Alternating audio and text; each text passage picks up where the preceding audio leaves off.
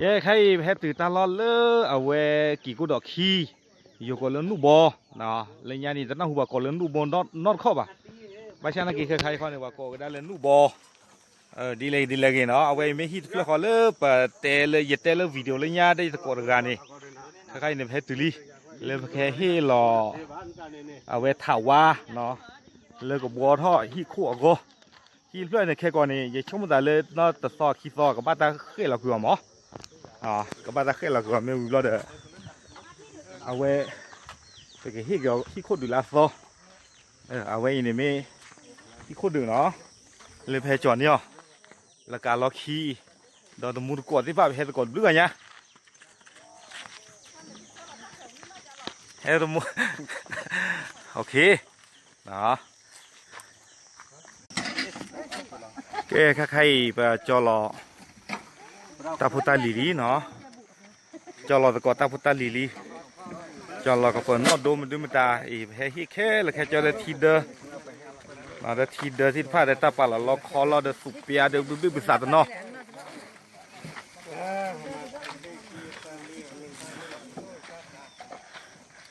เอาไว้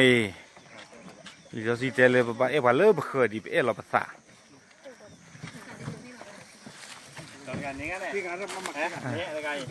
ไม่เลยอีกแล้วเขาเก็บกับสิ่งระดับกาสิก็เลยให้มาเจอด้านบนยังจีมีตาสู้อุดตาสู้สักเลยพี่จะมาเจอได้รอข่าวว่าไม่เซ็ต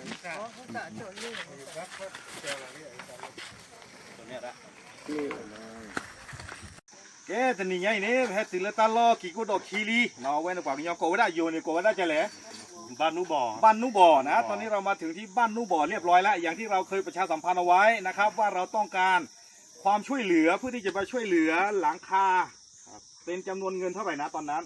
7,500เยอะป่ะมีเพนนี่คันนี่เด้อปะเคยตามมาเจอแล้วตัวผู้โดเวติผ้าเลือลูกบ้านตามมาเจอเลือกให้มาเจอปะตัวผู้เวเลือกตลอดเพย์อีเด้อเพื่อ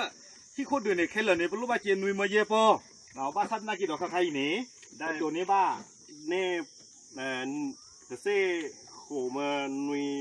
ยป้อนนุยชี้เย็บอ่ะนี่เป็นนี่แต่กันหลักหัวเมื่อนุยป้อนนุยชี้เย็บอ่ะเอาไว้ในเมจิเลยเห็นเนื้อความย้อนนี่อันนี้ดีเลือกลูกบ้านนี่พึ่งเนาะผักพอเนาะผักพอกูจะเราไว้ในมิตรสักคือเราไปจีบผู้ว่าชื่อกว่าเลยอาชีพกว่าตาที่ผ้าก็อะไรเรากว่าแล้วมีตาที่ผ้านี่ประกอบผักพลาเท่าหรือยังใครกว่าเราผักพลาเท่าหรือใครเราจะอ่านรายชื่อผู้ที่บริจาคให้เรานะครับในเกี่ยวกับงานนี้โดยเฉพาะนะฮะว่ามีใครบ้างที่ร่วมบริจาคให้กับเรานะครับเชิญเลยครับรายนามผู้สนับสนุนนะคุณโชคและชมพู่เนาะครอบครัว 3,000 แล้วคุณพิภพ300คุณโชคชัยฟ้าคุณสน200พี่วาวาพี่ยุ้ยและครอบครัว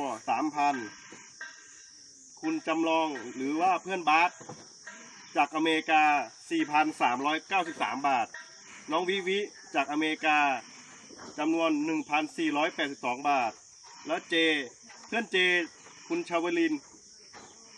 300 บาทแล้วพี่การคุณกัญจนา500 บาทแล้วก็น้องปาย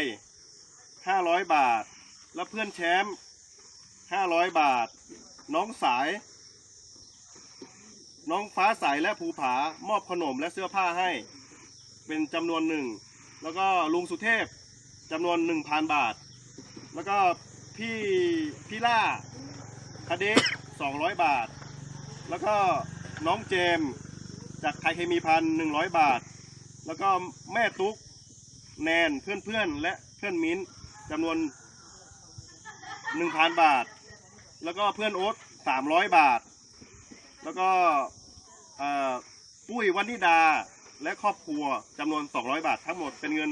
18,775 บาทโอเคเอาไว้นี่มีกว่ามาเจอด้านที่ผ้าเมียซะพูดตลอดว่า10หรือกว่าที่ไฟดูมาเนาะเอาความย้อนนี่บะเมดูดอกว่าที่ไฟบ้านนี้ก็ตาพิตามาตบลอยใหญ่นี่อาเกเราปาทอดคลีบะพูดตลอดยาดอนี่เว้เลยปะพูดตาเลยตาตบลอยใหญ่อีเนาะตาพิตามาที่บ้านเนี่ยเกเราปาทอดแค่เลยแค่จอตาลูกอุ่นล็อกคี ทาวาเนาะว่าก็ไปก็เลยสูบเบียดดูเป็นสายเลยตามเมียที่ผ้าเนาะอาเกวดาครูจีเลยประดูนี่บ้านที่ผ้านี้เราแบบเกกิตาที่ผ้าแค่เลยแค่จอนี่เนาะอาโคตาตอนนี้ตัวใหญ่เนี่ยเราเตะตลอดชอมีอย่าง เดี๋ยวเราชอดูสิบุสิโพว่าถ้าโกกาเนาะเลิกสนับสนุนกันเนี่ยจะเลยจะรอเนี่ยขอให้กิจการรุ่งเรืองแล้วก็พระเจ้าอวยพรทุกคนคนและครอบครัว ไม่ว่าจะนับถือศาสนาอะไรเราไม่แบ่งชนชาติวรรณะเราช่วยเท่าที่ช่วยได้แล้วก็เราทำด้วยใจ เราสิ่งที่เราทำเราไม่ได้ต้องการอะไรเนาะต้องการเห็นแค่รอยยิ้มของผู้ที่ได้รับและความสุขเล็กๆน้อยๆเราก็ไม่ใช่คนร่ำรวยมาจากไหนแต่เราก็ให้ทำด้วยใจไม่หวังผลอะไรไม่เขาไม่เอาจะกอดเต็มได้เลยปะตั้มมาตบลอยใหญ่นี่เนาะประมาตาเนี่ยประมาตาเลยตามากะล้อเนาะมือตามากะล้อเราแต่เชื่อมือละเลยปกติโดนในบ้านเกตันน็อตมีบ่อ๋อโคตรเราไปสิบหรือว่าป่ะก็นั่นก็เด็ดดอกใครๆฮิกจ้าเนาะไม่แก่ดอกเฮตเต้ปียกว่าเลยมาเจอตาที่ฟ้านี่ตอนนั้นเราจะเฮตสิบกูตาเจ็บคนเนาะแก่กว่าเลยตาเลิกกว่าเลยนี่แก่เนี่ยเราเทียบจะมีจ้าเนาะกว่าแล้วพี่จะมาเจอตาที่ฟ้าแต่คือติดหรือว่าตื่นหน่อยเดินแต่ประมาณจะนะดูแบบที่ว่านครเนาะที่ว่าทอดเราพินาเลยพอดูเอาเสียเลยเนี่ยในพอเที่ยวอะไรใช่เนาะแต่คือติดหรือว่าเดินให้มาเจอกว่าเนาะเดินพอดูถึงว่าไม่เคยเดินร้อยถึงกี่วันเนาะคนเลยล้างเดินขึ้นมาเจอเนี่ยโอ้ก่อนเลยยันเนี่ยถ้าก่อนถ้าแค่ยาโอ้ได้ยินเดินลูกก็รอเลยเสียว่าเนี่ยดูว่าอย่างเนาะมาก็รอเท่าทีเลยติดหรือว่าน่าเล่นมาเจอไปโอ้เลยกินตอนนี้บุกมากับเวทีเจ็บนะครับทางเจ้าของบ้านเขาก็ขอบคุณทุกท่านนะฮะที่มีส่วนร่วมในการช่วยเหลือครั้งนี้ไม่ว่าจะเป็นสังกะสีไม่ว่าจะเป็นอาหารแห้งอะไรพวกนี้ต่างๆนะครับแล้วก็ยังขาดอีกหลายส่วนแต่ก็เจ้าของบ้านเขาก็จะพยายามทยอยทำต่อไปเนาะเอาให้มันทุกอย่างให้มันเรียบร้อยนะครับเอาไว้ในเมย์บัตทริปตะบลอนยาอีเนาะวีวด้าเลเลบุเวนี่ล้อเนาะอากูตะดอเลตักแค่ละแค่เจียวบุปบ้าเตเลตาบลู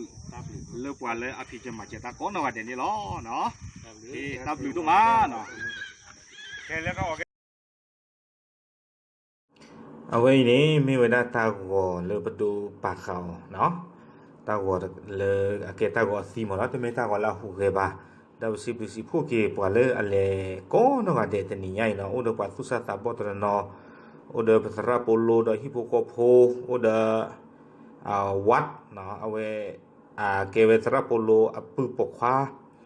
ให้มาเจอตะกุตาเลตลอยใหญ่ก็ดีนงาเดะเนาะก็ขอบคุณทุกๆคนนะครับที่มาช่วยเหลือในวันนี้ขอพระเจ้าอวยพรทุกท่านครับ